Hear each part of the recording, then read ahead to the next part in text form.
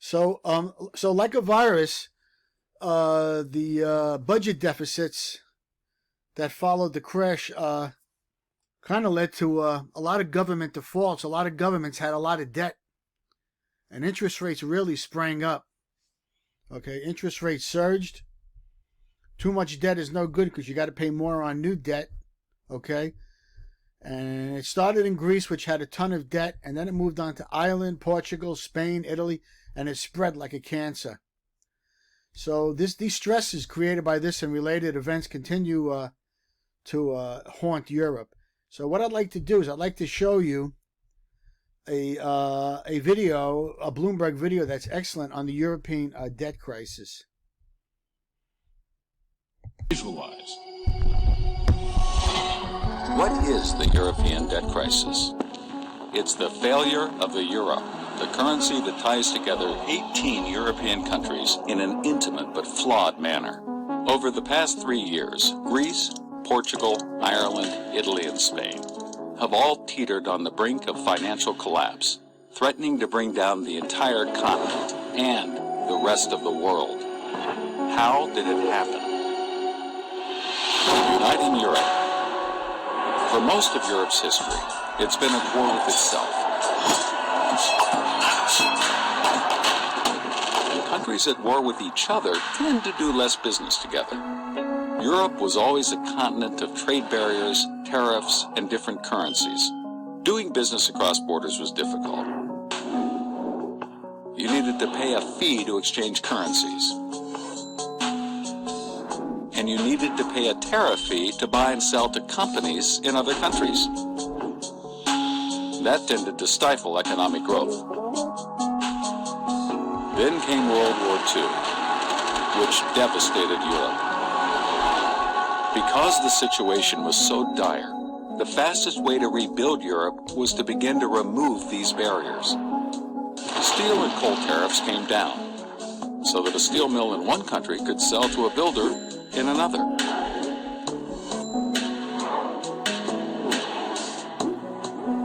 This gave the survivors an idea: a unified Europe, a union across the continent that would end all future wars. Countries began to band together toward this goal, bringing down trade barriers, lowering the cost of doing business. One of the last barriers to fall was the Berlin Wall. With a united Germany, Europe was ready. 12 countries signed the Maastricht Treaty and created the European Union. This made doing business across borders easier, but there was still one major obstacle: the different currencies. A decade later, they had won. The euro, launched on January 1st, 1999. Countries adopting the euro, called the euro area, discontinued their own currencies. They also discontinued their own monetary policies, giving control to the newly formed European Central Bank, commonly referred to as the ECB. The euro area now had one unified monetary policy, but it still had many different fiscal policies. A key reason for the current debt crisis. Monetary policy versus fiscal policy. You see, it's important to understand the difference between monetary policy and fiscal policy. Monetary policy controls the money supply, literally how much money there is in the economy, and what the interest rates are for borrowing money. Fiscal policy controls how much money a government collects in taxes, and how much it spends. The government can only spend as much as it collects in taxes. Anything above that amount, it has to borrow.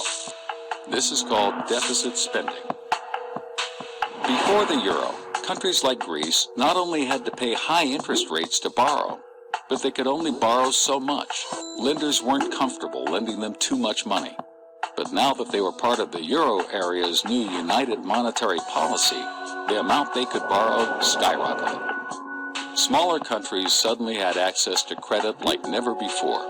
Greece and other countries, which previously could only borrow at rates around 18%, could now borrow for the same low rate as Germany. How? Germany's credit card. You see, joining the euro area is a lot like sharing a credit card. Germany's credit card. Lenders now believed that if Greece was unable to repay its loans, Germany and the other big economies of Europe would step in and repay them because they were now bound by a common currency. With a new abundance of cheap credit, Greece and other European countries were able to adjust their fiscal policies and increase spending to previously impossible levels. Some countries embarked on huge deficit spending programs, primarily for politicians to get elected. They made promises such as more jobs and generous pensions, all of it paid for with the new money they could now borrow. The governments of Greece, Portugal, and Italy accumulated huge debts. However, they were able to repay these debts with more borrowed money. As long as the borrowing continued, so did the spending and the unbalanced fiscal policies. In Ireland and Spain, cheap credit fueled enormous housing bubbles, just as it did in the United States.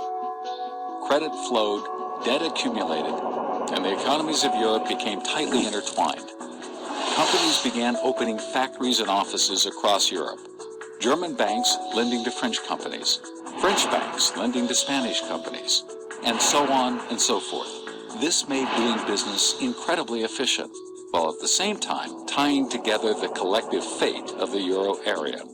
Things continued this way as long as credit was available, and credit was available until 2008. Spurred by a collapse in the U.S. housing market, a credit crisis swept the globe, bringing borrowing to a halt everywhere. Suddenly, the Greek economy couldn't function. It couldn't borrow money to pay for all the new jobs and benefits it created. It couldn't borrow the new money it needed to pay its old debts. This was a problem for Greece, but because of the unified monetary policy, it was also a problem for all of Europe. Much of Europe had been on a spending spree and borrowed more money than it could ever repay. But the problem is somebody has to pick up the tab, or else every country in the euro area will suffer. Since the countries that ran up the bill couldn't repay, everyone looked to Germany.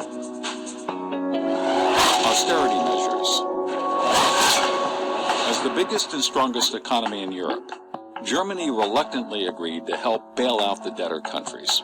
In other words, Germany agreed to repay the bill, but only if the debtor countries agreed to implement strict austerity measures to ensure that it would never happen again. Austerity measures meant sucking it up, cutting spending, borrowing less, and paying back more debt.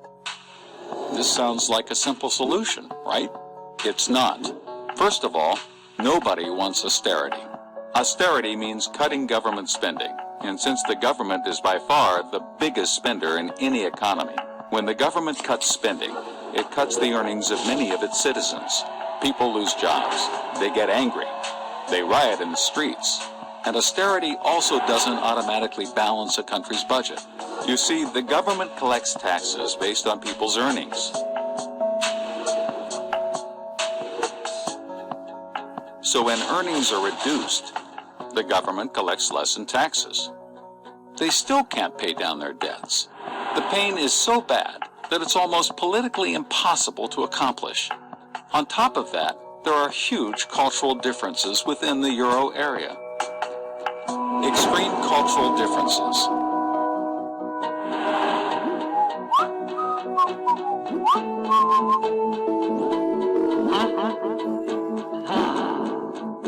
Germany is very financially responsible. Ever since the terrible hyperinflation the country experienced after World War I, it's been extremely inflation-averse and incredibly careful about spending and borrowing.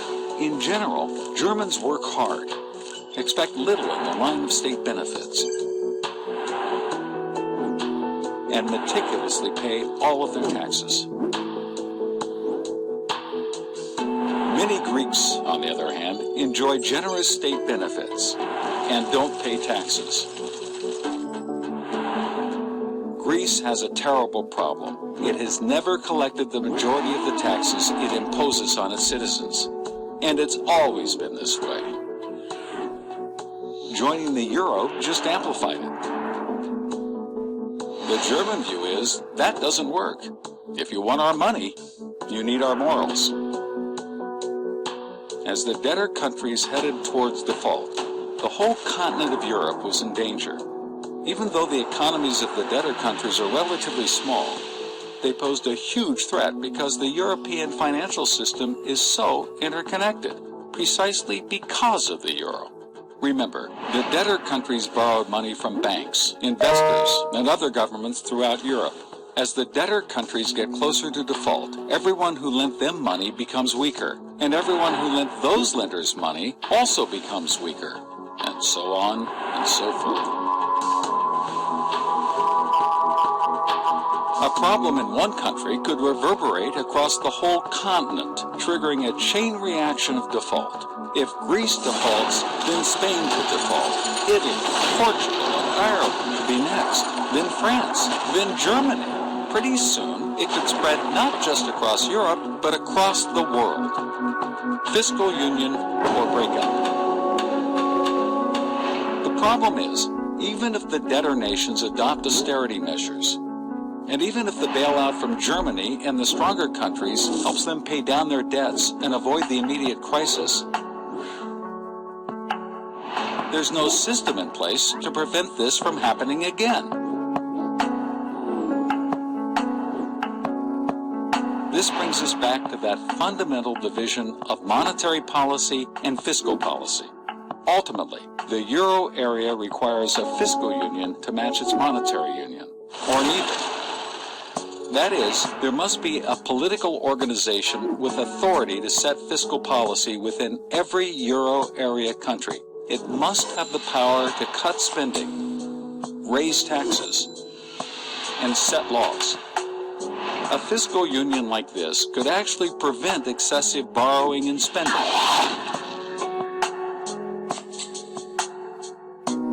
However, this is an enormously complicated and unpopular notion.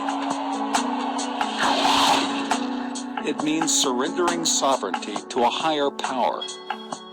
In essence, a United States of Europe.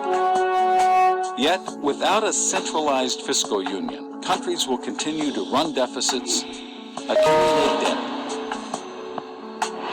degrade the value of the euro, and threaten the stability of Europe. Can Europe take the necessary steps and create a fiscal union alongside the monetary union? Or will the monetary union break up and the euro disappear?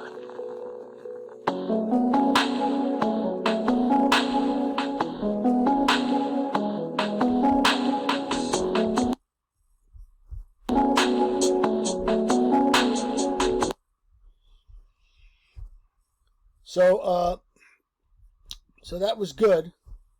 And all right, so what I'll do is let me upload this